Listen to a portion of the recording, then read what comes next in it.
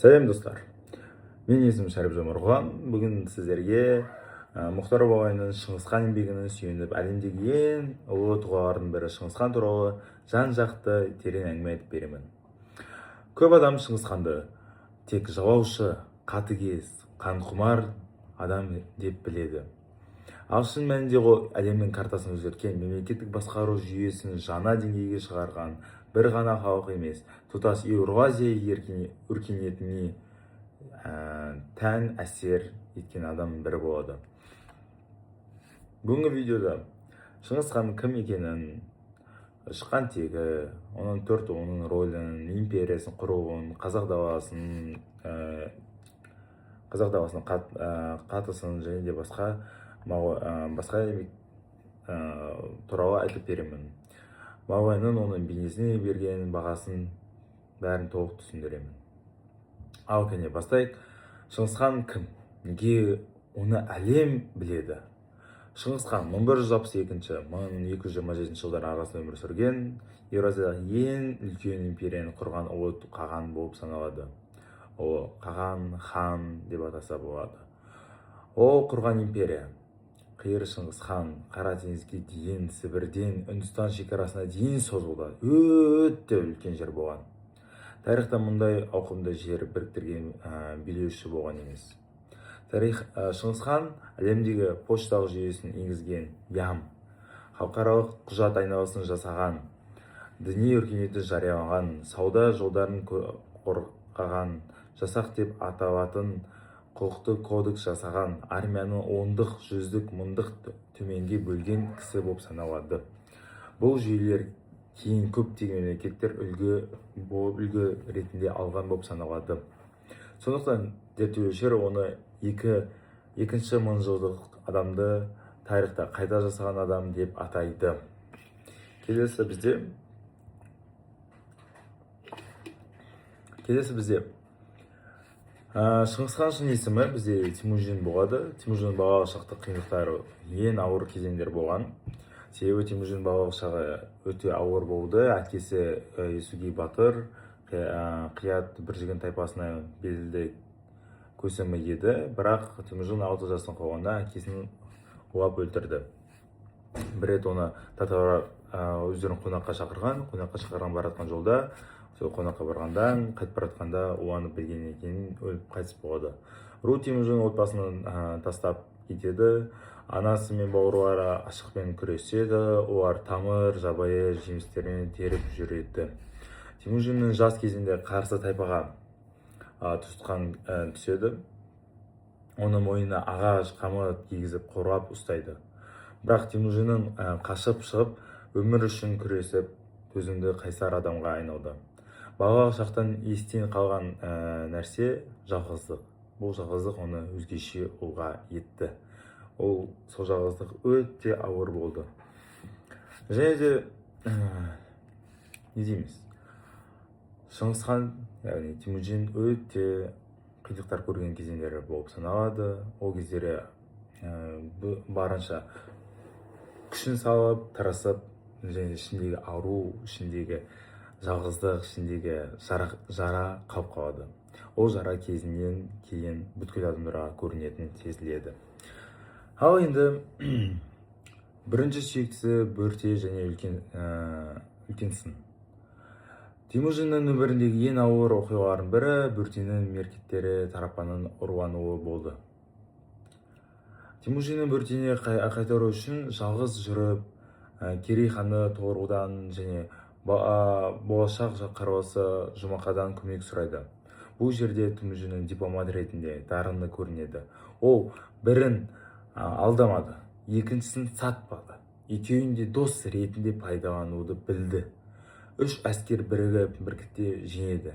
Бұл Темужин алғашқы үлкен жеңісі болады.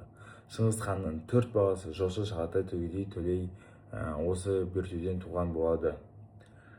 Яғни Тоғоруды оның ағасы, оның дядясы, оның екінші әкесі ретінде оған көп көмектеседі. Сол Керей ханы өте көп көмектеседі Темужинға. Темужиннің сол көтерген басты рөл атқарған кісі бізде Тоғорыл хан болады. Сол Тоғорыл ханның көмегімен ол көптеген жетістіктерге жеткен. Енді Жұмақа мен Темужин драмалық қақтығыс. Жұмақа деген Темужин андасы, яғни қанмен ант беріп дос болған адамы. Әр адамда өз жақын досы, екінші серігі, екінші кезге көмектесетін жеріндегі досы болады. Ол Жамұқа. Бірақ өте уақыт өте келе олардың арасында билікке деген күрес басталды. Себебі бізде Шыңғысхан әкесіз, өзі жалғыз өскен балалардың бірі болады. Ол жастайынан бері көптеген қиындықтар көрген, сол қиындықтардың көмегімен ол ақырында жетістіктерге жеткен, толған, көмектескен. Оны көрген Жамұқа, ол Жамұқа болса Ақсүйектің тұғымынан, Яссуғи тайпасынан ханзадасы болған. Темужин бізде қарапайым отбасыдан шыққан. Жамұқа көреді. Темужин бізде Темужин соны көреді. Үлкейіп, күші одан да былай өсе береді. Жамұқа болса ақырындап кетіп барады, Темужин одан да кетіп барады. Соны көреді. Екеуі жастайынан бері дос болғанның өзінде де, бірақ бізде кім?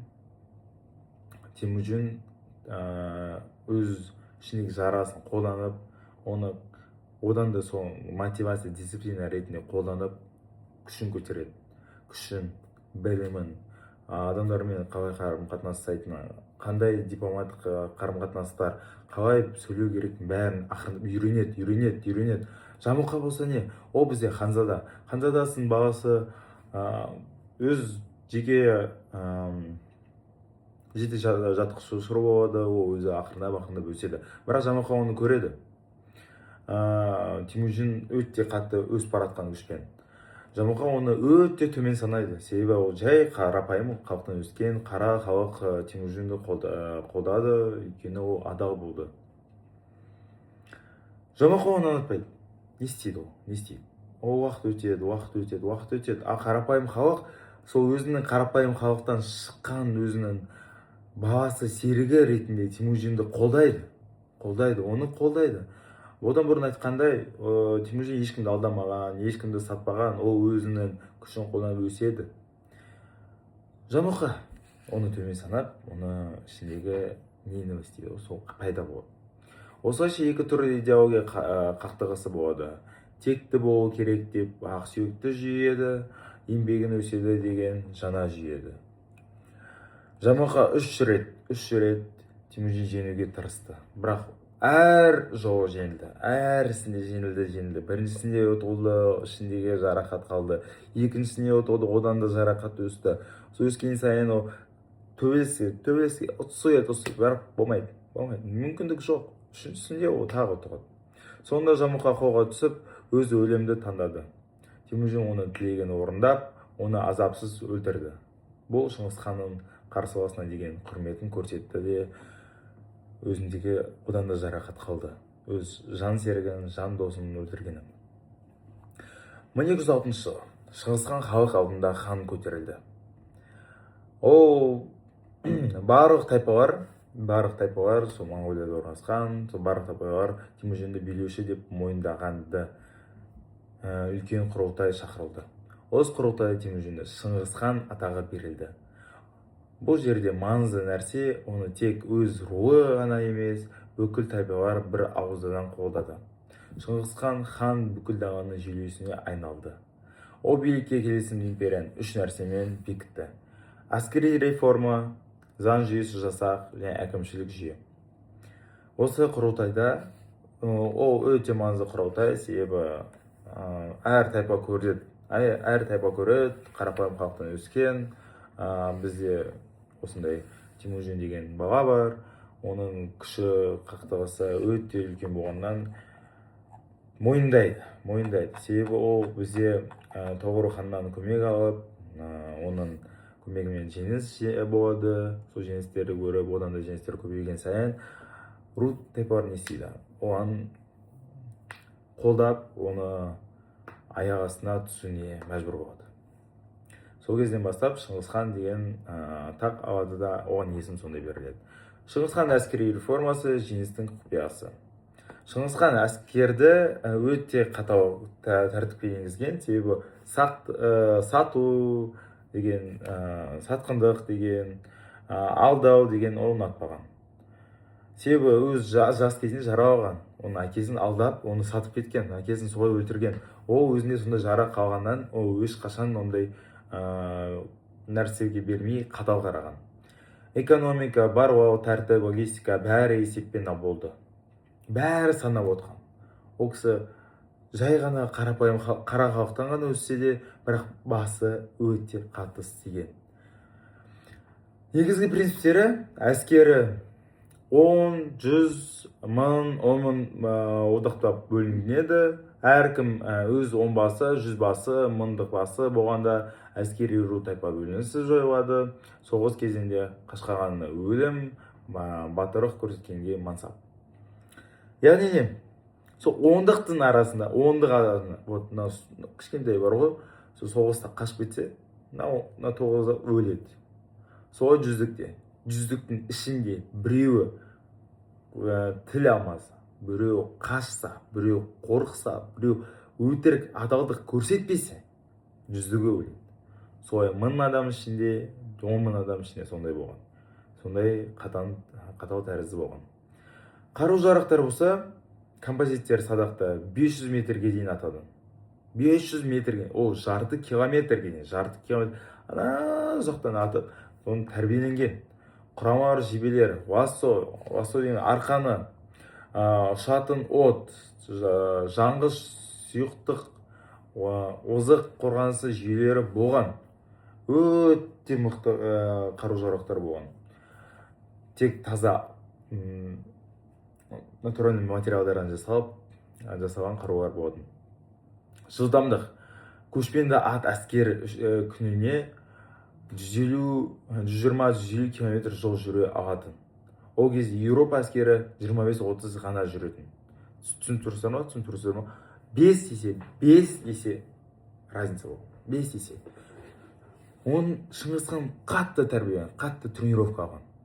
Соның көмегімен аттар 120-150 км жол жүретін. Спокойно жүретін. Әскерлер мықты шыдайтын. Ондай дисциплинасына шыдау деген қазірде мүмкін емес қой. Ол кездеген айтсаңшы. Еуропада 25-30 км жүрді, болды, шаршады, болды, ұйықтайды, демалайды, тамақ ішейік, болды.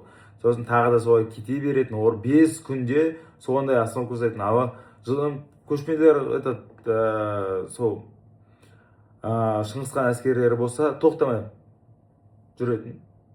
Сосын бар. Тоқтамай жүретін. 5 тоқтау керек болған. 5 остановка керек болған. 5 остановка еуропалықтарға. Ал Шыңғысхан бір остановка болып жетті. Бір остановка болып тағы жетті. Оп, кете береді осылай. Сондай бол. Енді бізде Қытай жорығы. Тарихта ең үлкен соғыстардың бірі осы болып саналады.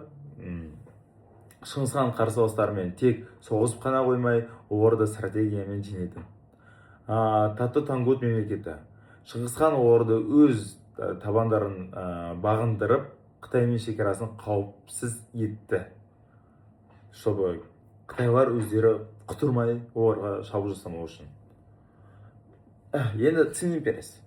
Цин империясы солтүстік Қытайда орналасқан. Бұл өте қуатты мемлекет еді. Түсініп тұрсыздар, неге еді екен? Өйткені бізде кім? Шыңғысхан. Шыңғысхан өзін күшін еген көрсетеді. Бастайық. Қытай әскері түсіндіріңіздер. Ең бірінші болып Цин империясы қуатты болды ғой.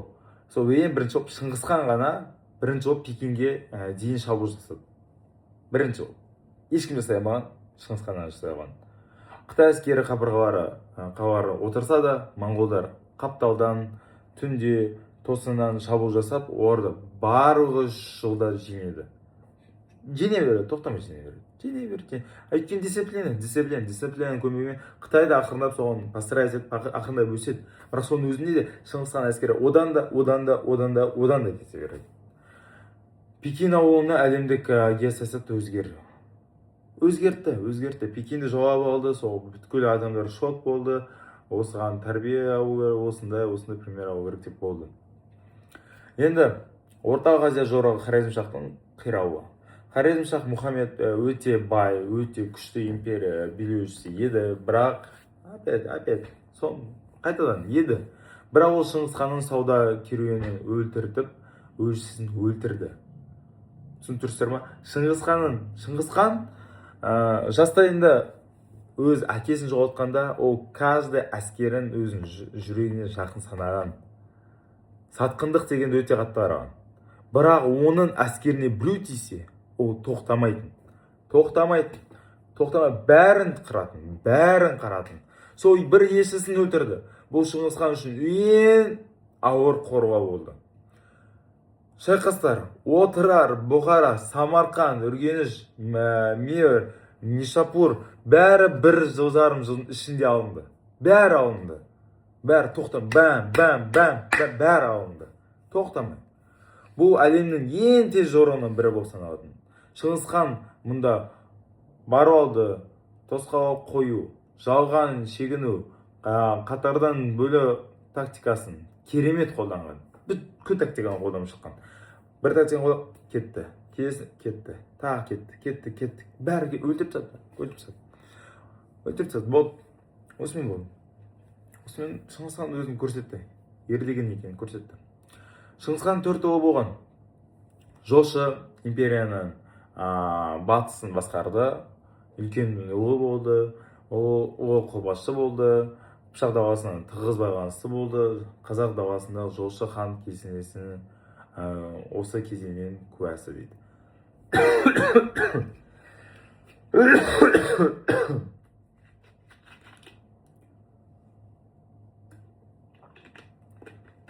Шағатай.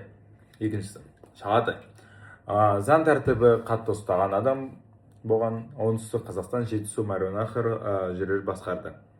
Үгедей болса әкесін қайтқанда ұлы қаған болды.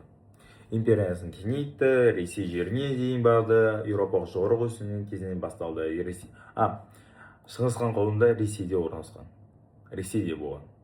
Түсініп тұрсың, Ресей империясы оның қолында болған. Және төле ең кішісі, ең сенімді, ең адал ұлы болған, әскерінің негізгі бөлігі оған сеніп тапсырылатын, және де оған сенімді болатын. Еуропаға шабуыл. Бату, ол Жошының ұлы. Шыңғысхан өз үлкен жерін үлкен ұлына берген. Қазір Қазақстан және кейбір жерлер болған Еуропаның шығыс жақтары, батыс жақтары. Шығыс жақтары болған. Бірақ Шыңғысханның үлкен ұлы, Жошы ханның үлкен ұлы болған. Ол бізде Батухан. Батухан жаңа Шыңғысхан деп бәрі қорқатын. Жошы әкесінен бұрын қайтыс болғаннан кейін, соған Батухан өз жолына өзіне алған. Сол жерін, соның империяны басқару. Шыңғысхан қайтыс болғаннан кейін Батухан Еуропаға шабуыл жасайтын. Батухан мен әйгілі қолбасшысы Сүбедей Еуропаға жорық жасап, орыс князьдықтарын Польша, Венгрия әскеріне жеңеді. Тақындап, оларды издевать етіп кетіп қалатын. Ол шайқастар Коломна, Владимир, Киев, Лестница Еуропаның бойындағы, Шайо, Венгриядағы соның бүткіл жерін Еуропа толық құлайтын еді. Бірақ Үгедейдің өлімінің байланысты әскер кері қайтты. Батухан естиді. Менің дядям Үгедей қайтыс болыпты. Ол жаққа бару керек, жерлеріне бару керек, жаназасына бару керек деп барады. Содан Еуропа чудом аман есен тірі қалады. Хотя оның бәрі қайта монголоидтар болып кетші, чудом қалды. Соған олар риза болу керек. Шыңғысханның өлімі 1227 жылы Шыңғысхан өмірден өтті. Оның қабірі әлі күнге дейін құпия. Жылнамаларда бұл құпия сақталған. Бірақ оның құрған империясы одан кейін 150 жылдан аса өмір сүрген. Қызықты факт, Шыңғысхан өлетін кезде өзіне айтқан. Өзі бір адам жалдаған. Сол жалдаған адам оны барып көметін. Неге? Өйткені Шыңғысхан қайтыс болғаннан кейін оны талқандаған елдер болатын. Ресей, қытайлықтар, арабтар бәрі қорыққаннан соны тапқан денесін сүйегін мазақ етіп ағашқа жабыстырып қойып мазақ еткісі келетін. Оны Шыңғысхан түсінетін.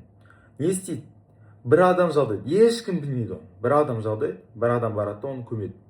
Бірақ сол адамды тағы да басқа адам жалдайды, сол адамды өлтіру үшін. Ана адамды басқа адамды жалдайды, соны өлтіру үшін. Ол адамды басқа адам жалдайды өлтіру үшін. Солай кете берген, сосын жоқ. Содан құпия, ешкім білмейді Шыңғысхан қайда орналасқан, қай жақта қайтыс болған, қай жерде көмілген, ешкім білмейді. Ол әлі күнге дейін құпия. 2025 жылына дейін әлі құпия, оны ешкім білмейді. Шыңғысхан мұрасы және қазақ даласы Мағауин нақты айтады. Шыңғысхан қазақ даласынан тығыз байланысты тұлға деп. Ертіс бойында 1227 жылы бірнеше ай тоқтап дайындық жасаған туралы деректер бар. Шыңғыстау өнері де оның атымен байланысты аңыздар толы. Қазақ даласының көпшілігі Шыңғыс тұғымы төрелер дейді. Шыңғысхан тарихтан бізге бөтенделеп көрсетілгенімен Мағауин оны өз орнында көрсетеді. Яғни Шыңғыстан туралы тағы ақпараттар айтатын болсақ,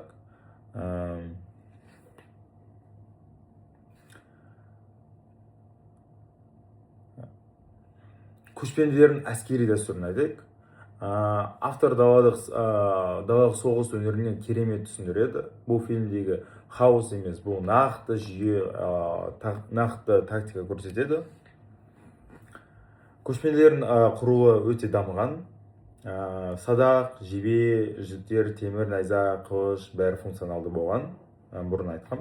Ең мықтысы аты болған. 2-3 ат ұстайды, күнде ат ауыстырады. Бір күнде 100 шақырым жүре алады. Қытай, Парсы, Орыс, Еуропа әскері мұндай жолдарды үйлестіре алмайтын. Айтқанда 150 км айттық. 120-150 км. Ол тек сол дистанция ғана өту емес, ол жылдамдықта да мықты болған. Шыңғысхан дәл осы әскери өнерін жаңа деңгейге көтерген болып саналады. Мағауин ең үлкен артықшылықтардың бірі, ол Шыңғысхан шыққан тайпалардың шығу тегін терең түсіндіреді. Бүржігін, қият, танжуыт, бұл жай этнонимдер емес, бұл тұтас тарихи үрдіс. Шыңғысхан ханның арғы аталары Бөрте, Шене, Қайду, Шарақа, Лингун, бұлардың бәрі қият тайпасынан көсемдері. Мағауин осының бәрін шежіресінің байланысты түсіндіреді. Бұл жай байланыс емес, бұл Шыңғысхан рухани мәдениет тамыры дейді. Темүжіннің балалық шақты қиындықтары да өте қиын болған, оны айтқан болатынбыз. Бірақ дәл осы аурулық оның мінезін шыңдайды. Ол ешқашан мойымайды, қарсыластарын сатып алмайды, және де өзіне адамдарын жинайды. Ол жүректе қалған жара. Ол жараны ештеңе жүзе алмайды. Және де биікке көтеру жолы, жасақ жинау жорықтары бұл кезең Темүжіннің әскери және саяси дарыны ашылған уақыт. Ол аз ғана адамдармен үлкен тайпаларын жинеді. Оның құпиясы сол айтқандай тәртіп, әділдік, сатқындықтан мүлдем жол бермеу, мықты барлау, жылдамдық болған. Ол алғаш рет адамның тайпаларына бір тудың астына біріктірді. Бұл тарихта алғаш рет орын алды. Мағауин бұл кітапта ерекше бір дерек айтады. Шыңғысхан 1219 жылы оны айтқан болатынбыз, бірақ сыр бойына жорық дайындалған. Біздің жерлері Шыңғыстау, Ертіс өңіріне оны нақты тоқтата жерлері туралы аңыздар мен әңгімелер бар. Енді қараңыздар, қорытындылай келе, осы Шыңғысхан туралы ақпараттар айтып, Мағауиннің жазған деректері бойынша қорытындылай, Шыңғысхан тек жаулаушы емес. Ол басқа адамдар көрінген шығар жаулаушы, бірақ ол жаулаған адамдарға, Хорезмшахты, мысалы, Самарқандты жаулаған, ол жай ғана жаулаған жоқ, ол көрсеткен адами қасиеттерді. Там бір сатқындық болған. Бір сатқын шығады, сосын оның бәрін қырады, сол сатқынның кесірінен оны да қарады. Солай болған. Ол адамдар көрсеткен. Мемлекеттік құрушы, реформатор, қолбасшы, стратег, заңгер, дипломаттар көрсетілген. Адамдармен жақсы сөйлесу білген. Сол жақсы сөйлесуімен адамдар зерттейді. Ол психолог болатын. Адамды зерттейтін, қалай, не істесе, осыған, бұға көретін. Адамдар зерттейтін. Және де басты айтатыным ол бұл Мағауиннің кітабы бізде қазаққа Шыңғысханды жаңа қырынан көрсететін ең терең еңбектері бірі болатын. Егер тарихта тереңірек түсіне келсе, міндетті түрде оқуың керек осы кітапты. Және де айтатыным тағы бір.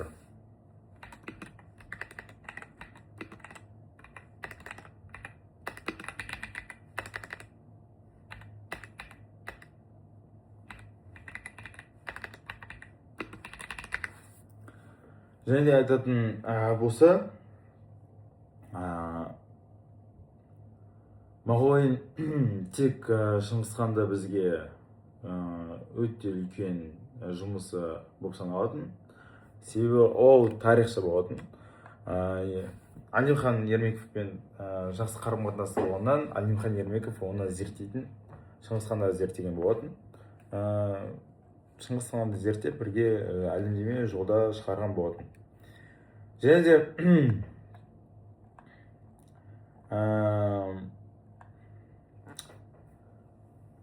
тағы да айтатын болсам, біздің жерімізде қысы суық, жазы ыстық екен бәрі біледі.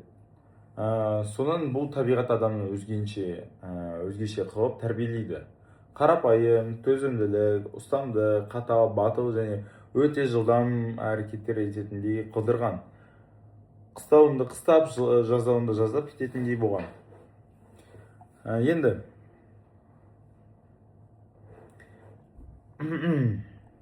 тағы да айтатын ақпарат болса, Темужин 16 жасында Бөрте атты қызға үйленеді. Соның қанша жасында екенін айтпапты. Бірақ көп ұзамай меркеттерге Темужин өш алып, Бөртені ұрғап әкетеді. Міне дәл осы сәтте Темужин өмірін өзгертті. Темужин Керей ханның тұғырын көмек сұрайды. Жұмақа андасын, олар үшеуін бірігіп, меркеттерге шабуыл жасап, Бөртені қайтарып алады. Яғни романтика. Шыңғысхан романтик болып, Бөртені өз әйелдігіне алады. Оны алу үшін көмек сұрайды Тоғыр ханнан, және де жан досы Жұмақа болады. Солармен бірге барып, талқандап, шабуылдап, алып өзіне алып кетеді.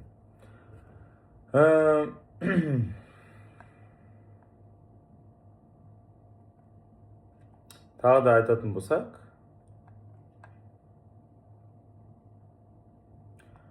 шабуылдар туралы мен айтып кеткем, шайқастар болған, бірақ қандай не болған айтпаппын. Отырар бізде Қайырханмен болған, Бұхара бізде Шыңғысхан мінбірі сөйлейді. Самарқанда тактикаға шеберлік жасайды. Ол кезде бір сатқындық табады, оның бас деп өлтіреді. Үргеніш суға батыру болады, Мервте 700 адам болады. Нишапур ең қанды шайқас болып саналады. Шыңғысхан барлау жүйесіне керемет пайдаланды. Және де тағы не дейміз. Мұхтар Мағауиннің Шыңғысхан туралы не дегенін айтып кетейік. Тағы да Мағауиннің еңбегінің мақсаты бізде Шыңғысханды жамандаған көзқарасты бұзу болған, оны керісінше ұлы тұлға деп санаған, дала өркениетінің биіктігін көрсету болған, Шыңғысханның тарихтағы орны қалыптасу келтіру, қазақ даланың өз тарихпен байланысты екенін дәлелдеу. Мағауин айтады, Шыңғысхан біздің тарихымызда тыс тұлға емес, ол дәл осы даланың перзенті болып саналған. Шыңғысхан тарихтағы ең ұлы реформаторлардың бірі, Ол тек жалаушы емес, мемлекеттік керемет жүйемен басқарған ақылды қолбасшы болған, және де Мағауиннің кітабы осы шындыққа толық ашып көрсету болған. Осымен болды. Осы Мағауиннің Шыңғыс хан туралы еңбегі, Шыңғыс хан кім екенін, Шыңғыс хан не істегенін, Шыңғыс ханның общий жағдайын бәрін айтып өттім. Менің есімім Шарифжан Марғұлан, тарих пәні Жұмаділ Арманның студенті, КБТУ 3-ші курс. Бәріңізге рахмет. Шыңғыс хан туралы ақпараттар біліп жүріңіздер.